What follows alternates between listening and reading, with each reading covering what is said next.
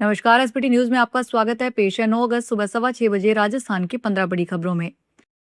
राजस्थान में अगस्त महीने के एक सप्ताह के भीतर 2 सेंट्रल मिनिस्टर के बैक टू बैक दौरे लग रहे हैं, जिससे कि आने वाले 7 दिन सियासी और प्रशासनिक दृष्टि से बेहद हलचल भरे रहने वाले हैं। स्वतंत्रता दिवस और हर घर तिरंगा अभियान के उपलक्ष्य में पहले केंद्रीय मंत्री जगत प्रकाश नड्डा जयपुर पधार रहे हैं, जिसके बाद केंद्रीय गृह मंत्री अमित शाह चित्तौड़गढ़ और अलवर में विशाल जनसभाओं को संबोधित करने और करोड़ों रुपए के विकास कार्यों की सौगात दे रहे हैं। प्रशासन और पुलिस महकमा इन हाई प्रोफाइल दौरों को लेकर पूरी तरह अलर्ट मोड पर है। मौसम विभाग की नई भविष्यवाणी के अनुसार राजस्थान में अभी 4 दिन झमाझम बारिश होने की संभावना है। 14-15 अगस्त से मौसम का मिजाज बदल जाएगा। मौसम विभाग के अनुसार 9 अगस्त को भी राज्य के कुछ भागों में हल्की से मध्यम बारिश होने की संभावना है। वहीं 10 से 12 अगस्त को दक्षिणी पूर्वी और पूर्वी राजस्थान के कुछ भागों में बारिश की गतिविधियों में बढ़ोतरी होने व कुछ भागों में मध्यम से कहीं कहीं भारी बारिश की संभावना है। जोधपुर बीकानेर संभाग के सीमावर्ती क्षेत्रों को छोड़कर कुछ भागों में आगामी 3 से 4 दिन हल्की से मध्यम बारिश होने की संभावना है। मौसम विभाग ने अपडेट किया है कि पश्चिमी राजस्थान में 14 अगस्त से व पूर्वी राजस्थान में 15 अगस्त से बारिश की गतिविधियों में कमी होने की प्रबल संभावना है। राजस्थान विधानसभा में नेता प्रतिपक्ष टीकाराम जूली ने राजस्थान पंचायत और नगरीय निकाय चुनावों से पहले ओबीसी आयोग की रिपोर्ट पर कहा, सबसे पहले तो सरकार की बड़ी फजीहत हुई है। दो बार कोर्ट में फटकार लगी है, अवमानना लगी। चुनाव आयुक्त को कोर्ट में बुलाकर डांट पड़ी, फटकार लगी, तब जाकर ये लोग राजी हुए। इसके बाद सरकार एक्शन में आई और ओबीसी आयोग की रिपोर्ट तुरंत आ गई। 1.25 साल से तो नहीं आई, पर फटकार लगाते ही तुरंत आ गई। टीकाराम जूली ने कहा, मेरा सरकार से आग्रह है कि आयोग ने जो रिपोर्ट दी है उसके आंकड़े आप जनता के लिए सार्वजनिक करें। आप बताएं कि रिपोर्ट में क्या है और उसकी क्या स्थिति है, किन किन वर्गों को कितना आरक्षण दे रहे हैं। राजस्थान की सबसे संवेदनशील मानी जाने वाली अजमेर सेंट्रल जेल में सुरक्षा व्यवस्था और अधिकारियों की निष्ठा पर एक बार फिर गंभीर सवाल खड़े हो रहे हैं। जेल के अंदर से कैदियों के अपराधियों से साठगांठ का एक चौंकाने वाला मामला सामने आने के बाद जेल प्रशासन ने कड़ी कार्रवाई की है। अजमेर सेंट्रल जेल के जेलर सद्दाम हुसैन को सरकारी मोबाइल फोन से सजा याफ्ता कैदियों की बाहर के मुख्य आरोपियों से वीडियो कॉल पर बातचीत करवाने के आरोप में तत्काल प्रभाव से निलंबित कर दिया गया। डीजी जेल अशोक राठौड़ ने आदेश जारी करते हुए सद्दाम हुसैन का मुख्यालय श्रीगंगानगर शिफ्ट कर दिया है। भारतीय प्रतिस्पर्धा आयोग द्वारा ब्रिक्स देशों के प्रतिस्पर्धा प्राधिकरणों के वरिष्ठ अधिकारियों का सम्मेलन उदयपुर के ऐतिहासिक ताज फतेह प्रकाश पैलेस में आयोजित हुआ। सम्मेलन में ब्रिक्स देशों के प्रतिस्पर्धा प्राधिकरणों के लगभग 15 प्रमुख और वरिष्ठ अधिकारियों ने भाग लिया। उदयपुर पहुंचे विदेशी प्रतिनिधियों और उनके साथ आए वरिष्ठ अधिकारियों के दल ने उदयपुर की समृद्ध ऐतिहासिक, सांस्कृतिक और प्राकृतिक विरासत का भी अवलोकन किया। इस दौरान महाराणा मेवाड़ चैरिटेबल फाउंडेशन उदयपुर द्वारा संचालित सिटी पैलेस संग्रहालय में प्रतिनिधि मंडल का मेवाड़ी परंपरा और राजस्थानी आतिथ्य सत्कार के अनुरूप आत्मीय स्वागत किया गया। दिल्ली में खराब मौसम का असर हवाई यातायात पर भी देखने को मिला। शनिवार को मौसम खराब होने के कारण दिल्ली एयरपोर्ट पर फ्लाइट्स की लैंडिंग प्रभावित हुई। कुछ विमानों को आसमान में ही होल्ड पर रखा गया, जबकि कुछ फ्लाइट्स को डायवर्ट किया गया। इसी बीच मुंबई से दिल्ली जा रही इंडिगो की फ्लाइट दिल्ली में खराब मौसम के कारण लैंडिंग की अनुमति नहीं मिल सकी। इसके बाद फ्लाइट को डायवर्ट कर जयपुर एयरपोर्ट पर भेजा गया। विमान जयपुर एयरपोर्ट पर सुरक्षित रूप से उतर गया। राजस्थान विधानसभा अध्यक्ष वासुदेव देवनानी ने शनिवार को अजमेर जिले के किशनगढ़ में संपर्क संस्थान के रजत जयंती उत्सव पर कृष्ण राठी की कृति मैं से हम की ओर का विमोचन किया। इस अवसर पर श्री देवनानी ने कहा कि किसी भी संस्थान की 25 वर्ष की यात्रा गौरवशाली अवसर होता है। उन्होंने कहा कि ऐसे अवसर पर किए गए कार्यों का मूल्यांकन करें और भविष्य की सशक्त योजनाएं बनाएं। सीकर में सेप्टिक टैंक की खुदाई के दौरान अचानक मिट्टी धंसने से एक मजदूर मलबे में दब गया। हादसा उद्योगनगर थाना इलाके में पिपराली रोड पर स्थित आदर्श गर्ल्स हॉस्टल के पास हुआ। सूचना मिलते ही पुलिस और सिविल डिफेंस की टीम मौके पर पहुंची और मजदूर को बाहर निकालने के लिए रेस्क्यू ऑपरेशन शुरू किया।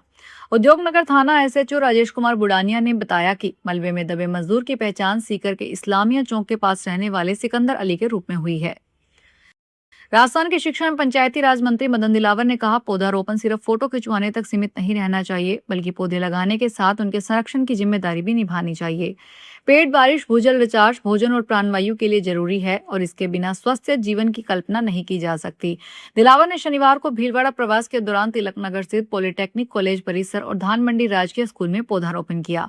इसके अलावा वार्ड नंबर 51 में चिकित्सा शिविर का अवलोकन किया और रामद्वारा हरणी महादेव व बडलेश्वर महादेव मंदिर पहुंचकर दर्शन किए। चूरू के सदर थाना क्षेत्र के वार्ड 31 स्थित एक प्राचीन शिवालय से अज्ञात बदमाशों ने पीतल के घंटे चुरा लिए। यह घटना सावन के महीने में हुई, जिसका पता तब चला जब श्रद्धालु सुबह पूजा अर्चना के लिए मंदिर पहुंचे। मंदिर में घंटे गायब देखकर श्रद्धालुओं और स्थानीय लोगों में आक्रोश फैल गया। चोरी की जानकारी मिलते ही बड़ी संख्या में लोग मौके पर जमा हो गए। मोहल्ले के लोगों के अनुसार मंदिर के पुजारी बीती रात नियमित पूजा के बाद मंदिर बंद कर अपने घर चले गए थे।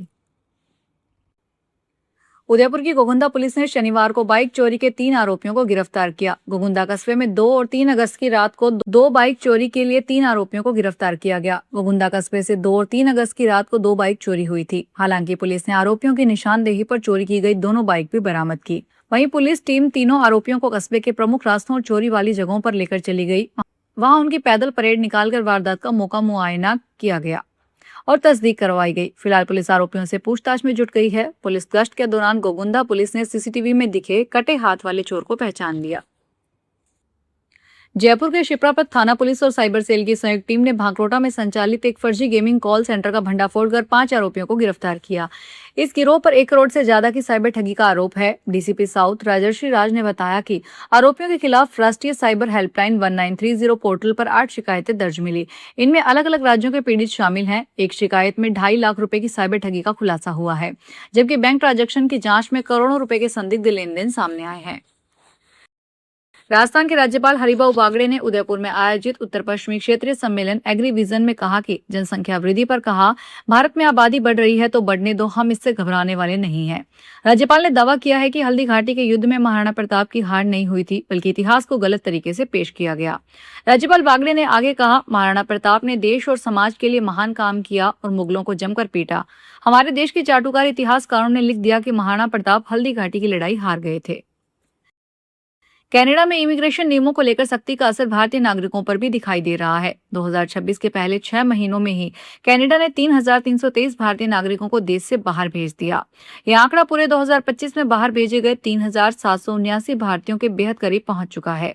अगर यही रफ्तार रही तो इस साल पिछले रिकॉर्ड के टूटने की संभावना है। कनाडा सीमा सेवा एजेंसी के आधिकारिक आंकड़ों के मुताबिक जनवरी से जून 2026 के बीच 3,323 भारतीय नागरिकों को कनाडा से बाहर भेजा गया। वहीं पूरे 2025 में यह संख्या 3,779 थी।